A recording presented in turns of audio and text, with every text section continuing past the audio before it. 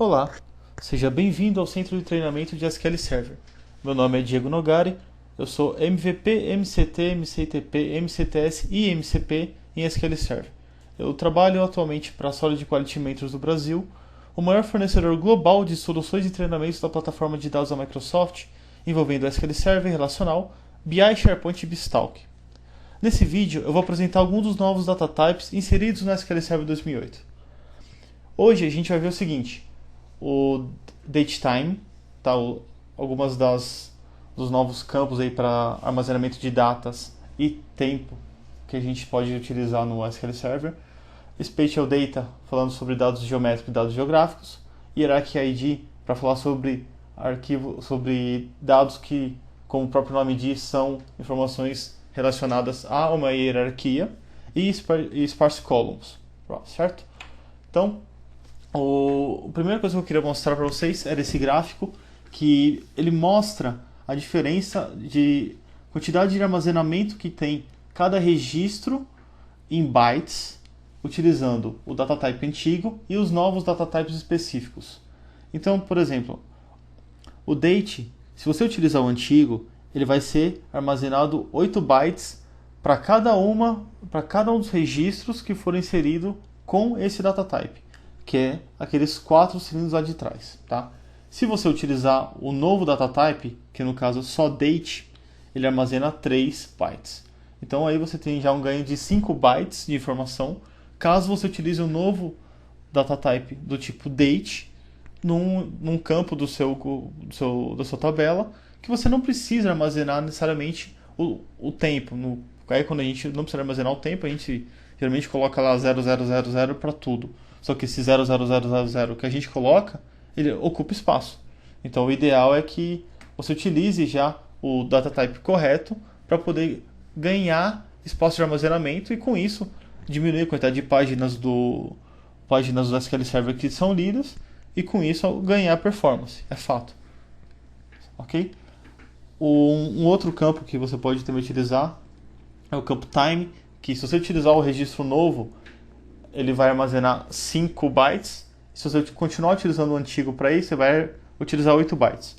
Então, essa é bem interessante a gente conseguir pontuar e utilizar os tipos certos de data type para poder ganhar tanto em armazenamento quanto em performance, porque a informação vai retornar mais rápido, visto que ele está lendo menos páginas para trazer essas informações. Tá, ok? Eu tenho aqui uns exemplos que eu vou abrir para vocês dentro do SQL Server. Então, eu vou criar aqui então um banco de dados para exemplificar o que a gente estava fazendo aqui, tá? Eu vou criar então 5 tabelas aqui, uma com o datetime antigo, tá? Datetime, uma com o date, uma com time, uma com o datetime 2 e uma com o datetime offset. Isso aqui é para mostrar para vocês como que ficam os dados armazenados quando a gente insere um registro nessas tabelas com esses campos, tá? Então, criei as tabelas ali em cima, vou agora inserir um getDate em cada uma delas, ok? E vou selecionar esses valores. Nessa seleção dos valores, a primeira tabela que ele traz para mim, aqui é o datetime. Reparem que ele tem o ano, o mês e o dia, hora, minuto, segundo e milissegundo. São apenas 3 casas de milissegundo quando a gente trabalha com datetime. Se para você isso daí é suficiente, ótimo. Você pode continuar utilizando essa informação. Se isso não for suficiente para você, a gente tem um outro cara chamado datetime 2. Se para você não é suficiente 3 casas de milissegundos, você pode utilizar o datetime 2, que ao invés de 3 casas, ele utiliza 7 casas. Então, você tem uma precisão maior. No caso, está fazendo algum cálculo científico, está fazendo algum cálculo que precisa ter precisão de tempo maior, você pode utilizar o datetime 2, tá? Se por um acaso você precisa utilizar o datetime e também especificar o time zone, especificar qual que é o fuso horário que ele está utilizando, você tem que utilizar esse outro data type aqui, que é o datatime offset. Então, o datatime offset ele permite que você armazene as informações iguais a do datetime 2, tá? Tendo ali 7 casas de milissegundos e o fuso horário. Então esse mais 0000 que você está vendo aqui, ele é a questão do fuso horário. Porém, se você tem especificamente que armazenar somente a data ou a hora, o ideal para vocês é utilizar o campo específico para date e o campo específico para time.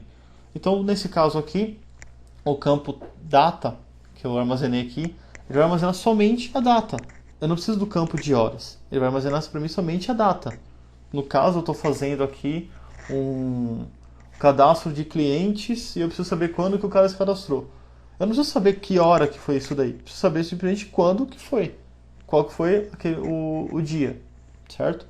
E aqui, por exemplo, eu posso armazenar, fazer algum cálculo sobre o tempo de processamento de alguma coisa. Então eu posso armazenar o início e armazenar o término desse processamento com muito mais precisão do que eu tinha só com o datetime.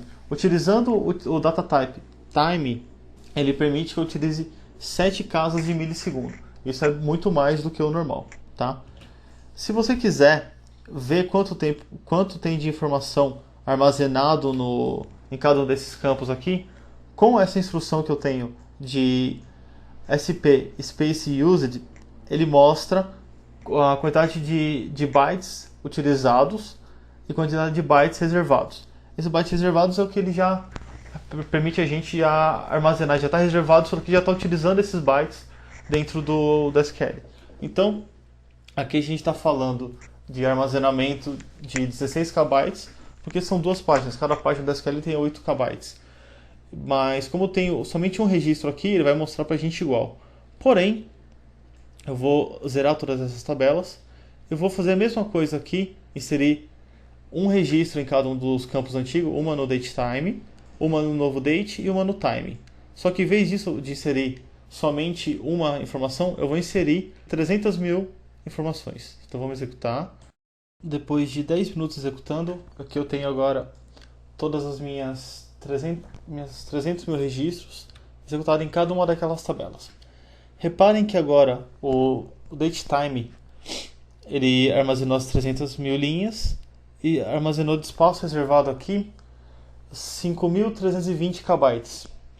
Enquanto o novo date, para armazenar somente os dados com a data, ele reservou aqui 3.784 KB.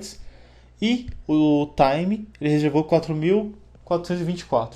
Então, se a gente voltar aqui, são exatamente esses números que eu tenho, que são os meus 300 mil registros com cada um dos datetimes. Um outro data type que existe aí dentro do SQL 2008, Spatial Data. Então eu posso armazenar tanto dados geométricos quanto dados geográficos. Isso daí eu não vou me aprofundar, mas é possível armazenar dados geométricos para alguns pontos que você precisa fazer lá, como polígonos, como linhas, enfim. E dados geográficos para você plotar pontos de localização geográfica em cima de um globo, por exemplo, o globo terrestre, colocando ali as coordenadas com base em latitude e longitude. Tá? Outro campo que foi inserido dentro do SQL Server 2008 é o Hierarchy ID, que também é um campo CLR como o Spatial Data. Então é possível trabalhar com código gerenciado e ter alguns métodos já existentes que você pode utilizar nesse tipo de campo, né? E ele é, como o próprio nome diz, ele é sugestivo para você trabalhar com informações hierárquicas. Quando você vai trabalhar com uma estrutura hierárquica dentro de uma empresa, então você tem lá os funcionários, em cima dele você tem um outro cargo, em cima desse outro cargo um terceiro nível de cargo, e assim vai até chegar no cargo mais alto da empresa. Então, com isso você consegue criar esse tipo de hierarquias utilizando esse data type dentro do SQL 2008. Outros exemplos aqui utilizando estrutura de diretórios ou ações, por exemplo, dentro do project. Então, cada ação, aqui eu tenho algumas atividades para fazer em cima de um projeto de SQL que a gente está tendo. Então, eu vou ter esse projeto de migração, então cada uma das atividades ela vai ser sequenciada por outra. Então, esse tipo de hierarquia eu posso fazer dentro do SQL e trabalhar lá internamente, tá? Uma coisa legal que eu queria mostrar aqui é o sparse column. Uma coisa importante, sparse column não é um data type, tá? O sparse column ele é um gerenciamento que a SQL tem para poder melhorar o armazenamento de informações que são nulos. Então, por exemplo, aqui eu fiz um script que eu vou mostrar para vocês. Então, uma tabela com 50 mil registros, se todos eles fossem nulos, a tabela sem o sparse column armazenaria 712 KB de informação e a tabela com sparse column armazenaria 584. Então, aqui de novo eu vou criar o meu banco do centro de treinamento, né? Vou utilizar esse banco. Vou criar aqui duas tabelas, uma tabela sem o sparse column e uma tabela com sparse column, tá? A diferença entre as duas criações de tabela para utilizar o sparse column é simplesmente colocar a palavra reservada sparse na frente da tabela, na frente da coluna que você quer que ela possa ter essa referência para um sparse column, tá? Aqui eu vou inserir rapidamente 50 mil registros em cada uma das tabelas. Ok, aqui depois de 1 minuto e meio ele já inseriu para mim essas informações. Eu vou de novo aqui usar o SP Space User para retornar as informações aqui. Então pode ver, 712 KB utilizado na tabela sem o sparse column e 584 utilizado na tabela com sparse column. Exatamente as informações que eu tenho aqui. Ok? Bom, referências para vocês. Então aqui tem o site do SQL Server 2008 R2, o meu blog, quem quiser acessar, eu tento manter ele atualizado com frequência. Alguns outros sites de referência, o MSDN e o Tecnetic do Brasil. E quem quiser ver com detalhamento cada uma desses date types que eu expliquei aqui com os exemplos, pode acessar o Books Online. Então, nesses links aqui de baixo, nesse link aqui do date até o sparse column, os artigos lá do Books Online falando sobre esses tópicos, tá ok? Muito obrigado, até o próximo vídeo.